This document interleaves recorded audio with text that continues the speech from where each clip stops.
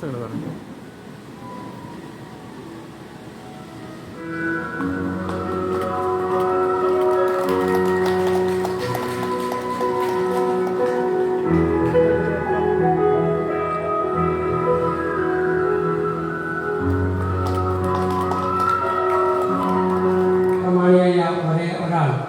സർവശ്രീ കിഴക്കൂട്ട് അനിയന്മാരായ മേളകലാരംഗത്ത് പകരം വയ്ക്കാനില്ലാത്ത അതുല്യ പ്രതിഭ തൻ്റെ മാസ്കരികമായ മേളവൈഭവം കൊണ്ട് മേള ആസ്വാദകരെ ആസ്വാദനത്തിൻ്റെ ഉന്നതിയിലെത്തിക്കുന്ന അതുല്യ കലാകാരൻ.